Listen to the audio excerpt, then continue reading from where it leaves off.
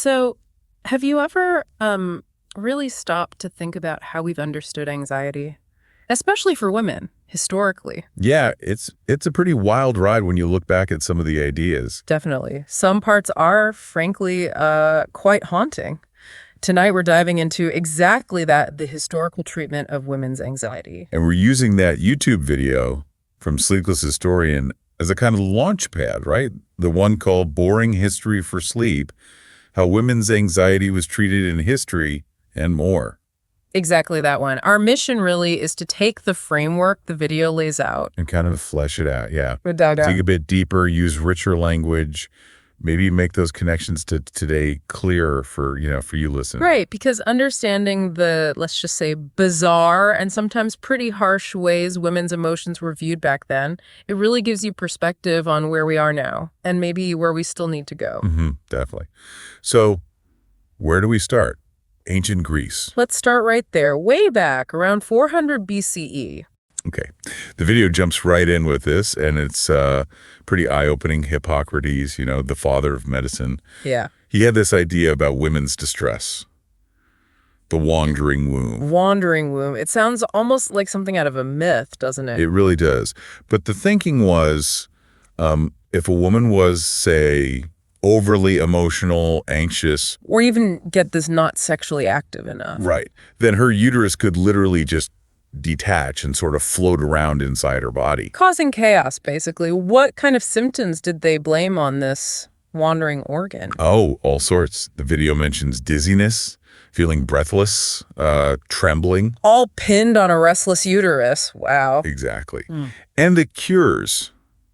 Forget talking therapy. Oh, I bet. What did they try? Well, they'd try to lure it back down with pleasant smells near the pelvis.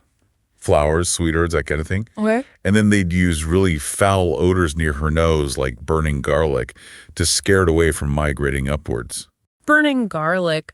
The video's description is so vivid, like they're trying to perform a seance for your uterus. It's wild. And it completely ignores the woman's actual experience, doesn't it? Okay. Just reduces it all to Rogue reproductive behavior. Yeah. It's chilling how that dismissal might still echo, Women's pain, emotional or physical, sometimes getting chalked up to hormones without looking deeper. And you have to remember the context, like the video points out. Women in ancient Greece had so few rights. No voting, no owning land, couldn't even wear pants. Exactly, so their voices were already silenced. This diagnosis just medicalized their distress, blaming their bodies instead of maybe their incredibly restricted lives. Right. It wasn't seen as mental or emotional at all. It's like the video's analogy and your car's making a noise and the mechanic says, oh, it's the wandering cup holder. Yeah. It totally misses the actual problem. And the really insidious part, it invalidated everything real. They were feeling grief, fear, stress, uncertainty, all just wandering womb issues. Okay, let's move forward a bit. Ancient Rome. They gave us aqueducts, roads. Great engineering, sure. But how about compassion for anxious women? Still under construction, as the video puts it. Pretty much. Advancements in some areas, yeah, but when it came to women's emotional health, not so much. No therapists, no support lines. No self-care guides being handed out. Definitely not. They had their own term, though, fur uterinus. Fur uterinus sounds serious, like a military formation. Doesn't it? But the video explains it was basically their term for female emotional instability. And guess what they blamed? Let me guess. The uterus. Bingo. An underemployed uterus, specifically, much like the Greeks. So if a woman showed emotion, cried, spoke up, seemed agitated, it was a sign her uterus wasn't busy enough. That was the gist. It violated those strict Roman ideals for women. And the Roman cure. What did the video say about that? Pretty straightforward. Yeah.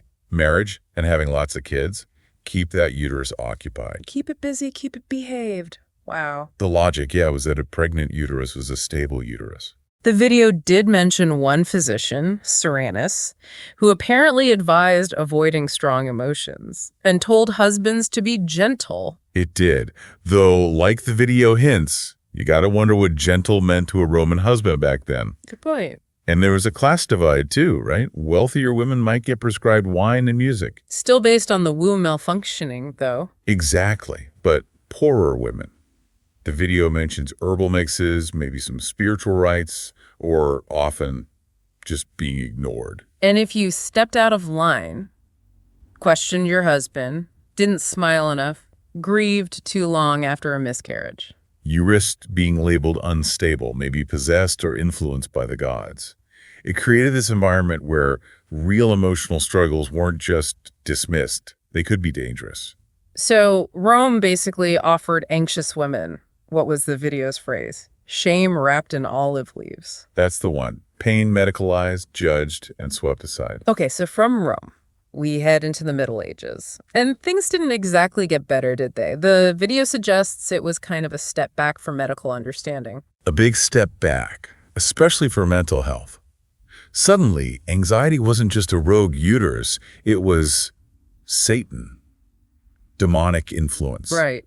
The video paints a dark scene, trembling, crying, panic, intrusive thoughts, all seen as signs that demons had, taken hold of you. Yeah, spiritual compromise. And the church was dominant then, so the healing was often religious. Exorcisms, public humiliation. And even worse, as the video points out, accusations of witchcraft based on things like suspicious knowledge or satanic crying. Or just looking weird at Mass. It's horrifying to think people suffering genuine distress were treated like that. Absolutely heartbreaking. The video does mention some nuns trying to care for women in monasteries using prayer, isolation, fasting. But without real understanding, probably not very helpful, maybe even harmful. Likely. And the diagnostic methods. Pressing across to someone's forehead to see if they flinched. A flinch could mean demons. It's just, wow. The video really emphasizes these weren't witches, they were people in pain. People struggling with anxiety in a world that could only see it through this lens of fear and superstition. A huge shift from the physical focus of Rome. So next up, the Renaissance. A time of rebirth, art, reason. Surely things improve for women's mental health. You'd think so, wouldn't you? But according to the video, not really. The uterus. Still the tired villain. Still blaming the uterus, even with all those rediscovered ancient texts. Apparently so. The biases were strong. The video gives examples. Anxious and unmarried. Cure. Get married. Panicking. Cure. Have a baby. Depressed. Leeches, cupping, hot poultices. Still very physical, still focused on that reproductive system imbalance. What about other treatments? The video mentions these so-called soothing rituals, like being confined to dark rooms or being told not to read because thinking was bad for the womb. Thinking is hazardous to the womb, seriously. Apparently. And sending wealthy women off to the countryside for rest. The video suggests it was often more like being watched, silenced, and dosed with useless tonics. Not exactly restorative. It sounds like the main goal was just to make the problem go away. Women's pain was seen as, what did the video say? Unruly, unbalanced, inconvenient. Exactly. So mute it, dismiss it. Don't try to understand it. Which must have led to so much silent suffering. Women probably started questioning themselves, thinking they were the problem. It seems likely. Okay, moving into the 17th and 18th centuries. The Enlightenment. Science, philosophy. Progress. Progress for some, maybe. But the video suggests anxious women mostly just got a new label, nervous ladies. Yes. Handed out by medical men in powdered wigs. The wandering womb idea might have faded a bit. But replaced with what? Too many nerves, too much stimulation, too much imagination. Basically, women were just seen as inherently fragile and overly sensitive. So still blaming the woman, just in a different way, and the treatments. Still focused on calming and controlling. Rest, warm baths, gentle walks, and laudanum. Laudanum. That mix of alcohol and opium sounds sedating. Very. And those nervous retreats for the wealthy. The video implies they were like fancy prisons. You'd be waited on, sure. But discouraged from thinking or talking about anything upsetting, like the reason you were sent there. Pretty much. And again, poor women didn't get that luxury. They just had to cope. Plus, the video points out if you showed anger, frustration, ambition, you could be labeled unstable, maybe even confined without trial. Yeah, it's a stark contrast the video highlights. Reason was for men, sedation was for women. One group gets intellectual freedom, the other gets told to quiet down and take a drug. Grim. Very. Which brings us to the 19th century, the Victorian age. Lots of focus on appearances, propriety. And rigidly suppressing female emotions, right? Anxiety didn't just disappear, though. Nope. Enter Dr. Silas Weir Mitchell and his famous, or infamous, rest cure. Oh, the rest cure. The video really digs into this one. Weeks, months, just in bed. A mandatory bed rest. Yeah. And absolutely no stimulation, no reading, no writing, no visitor. No talking about your feelings, just a dark room and bland food. It sounds less like a cure and more like Well, torture, designed to induce isolation and distress. the goal was total passivity, total surrender. And if you push back, That just proved you needed more rest cure. The irony, as the video notes, is just staggering. It could easily make things worse. and the asylums then, what did the video say about them? Truly chilling stuff. Ice baths, electrotherapy, restraints. For things like crying too much, talking too fast, refusing to smile. Unbelievable, and still no one asking why they were distressed? Apparently not. Loss, abuse, societal pressure, irrelevant. The focus was purely on managing the symptoms. So the Victorian era. The video concludes it was basically designed to hide anxious women, not help them. Precisely. Keep up appearances, sweep the inconvenient feelings under the rug. Okay, so then we hit the early 1900s. Sigmund Freud arrives on the scene. Right. And the video calls his ideas revolutionary because he shifted the blame away from demons or faulty wounds. And on to what? Childhood. Your father. Pretty much. Childhood experiences, unresolved issues, often parental. Psychoanalysis begins the talking cure. Lying on the couch, talking it out. That sounds like progress, at least. It was a departure, for sure. But, as the video points out, Freud had a very specific lens for women's anxiety. Which was? Often, repressed sexual desire or internalized guilt, frequently aimed at parents.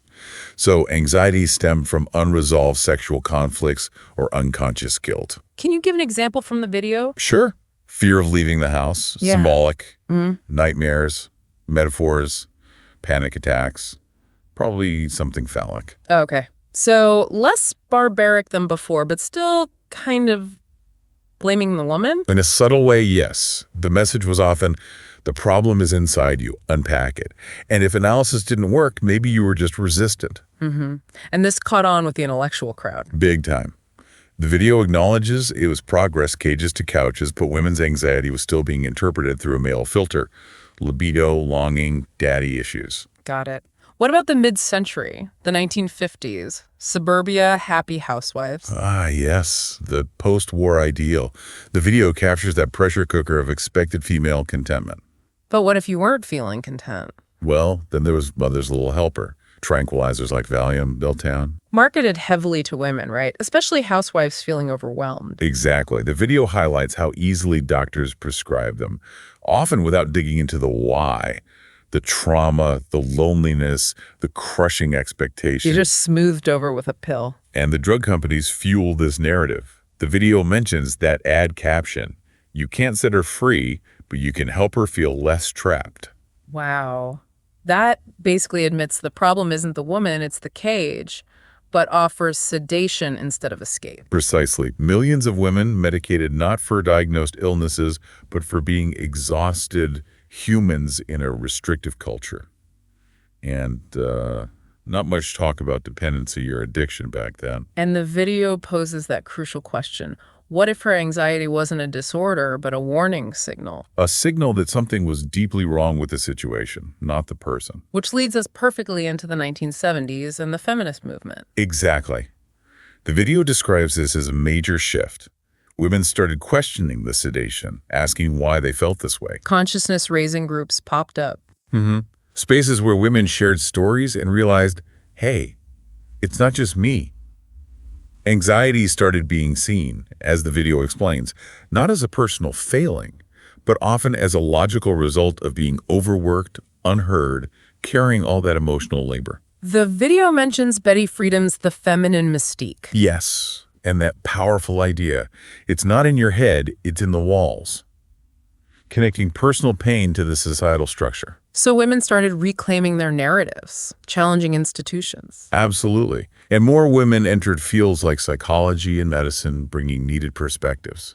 The video notes bias still existed, of course. But the conversation changed. Women were talking, linking societal pressure to personal pain. That feels huge. It was a critical turning point. Okay, so the 80s and 90s, what happens then? We start getting actual diagnostic terms. Yes, the video talks about that. Things like generalized anxiety disorder, panic disorder, PTSD start appearing more formally in diagnostic manuals like the DSM. Insurance begins covering treatment more. Sounds like progress. Right. But I sense a but. Well, the video points out those old echoes of dismissal and stigma didn't just vanish. Remember that example? A woman in 93 with panic attacks gets a pamphlet, Xanax, and told to rest. And the new blame is lifestyle. Kind of, yeah. Therapy was an option, maybe, if you could afford it and find someone unbiased. But the video rightly notes that just having a name for it, GAD, panic disorder, was validating for many women. And then the SSRIs arrived. Prozac, Zoloft. The modern chemical solutions, often helpful, the video notes, but frequently prescribed without really digging into trauma or history. So clinical progress, yes, but maybe not always compassionate progress. Loneliness could still be there. That seems to be the video's takeaway for that period. And in the 2000s, the video mentions a shift towards trauma-informed care. Right, a really important shift, asking what happened to you instead of just what's wrong with you. Focusing on experiences, patterns, learned responses like hypervigilance. Exactly. Suddenly, anxiety could be traced back to things like abuse, neglect, generational stuff, workplace harassment, things that happened to you. That must have been incredibly validating for so many women. Reframing fear as a wound, not a weakness. Huge relief, the video suggests. But it also notes societal pressures didn't go away. We got new terms like burnout, imposter syndrome, High-functioning anxiety, still dealing with the fallout. and therapy. Maybe more accessible, but still issues with cost, consistency. Social media offered connection for some, but also a lot of simplistic advice. So the world was starting to get it, but slowly. The video's phrase was, history whispering through the body. Yeah, that anxiety wasn't weakness, but maybe a legacy of experience. Okay, bringing us right up to now. The digital era. Constant connection, constant anxiety. That's definitely part of the picture the video paints. Notifications, emails, social media feeds. Anxiety becomes interactive, always on. And the pressure. To be available, successful, balanced, glowing online. Managing your personal brand on top of everything else. It's immense. The video touches on how anxiety itself gets kind of commodified online, those filtered posts, the quick fixes. And it's hard to unplug without feeling guilty, like you're missing out. Even the wellness advice, breathwork, matcha, journaling can feel like another obligation, right? Totally. Another thing to manage. Look. But underneath, the video argues the root cause is often still just pressure. An overstimulated nervous system saying too much. But there's hope too, right? The video talks about a quiet revolution. Yeah, women consciously choosing to slow down. Resting as resistance. Setting boundaries. Saying no. Finding real community, online or off, where the response isn't dismissal, but... Me too. That shift from why can't you just push through to shared understanding and empathy. That feels powerful. And the video ends with a really striking thought. Maybe anxiety doesn't mean you're broken. Maybe it means you're awake in a world trying to numb you. Wow. So wrapping this up, it's clear it's been a long, often painful history of misunderstanding and mistreating women's anxiety. A really long journey marked by so much dismissal and pathologizing. And the big takeaway pulling from the video seems to be that what we called a female flaw for centuries might really have been a deeply human response to the world around them, to historical context, to societal pressures. Absolutely. Which leaves us and leaves you listening with something important to consider, doesn't it? Yeah.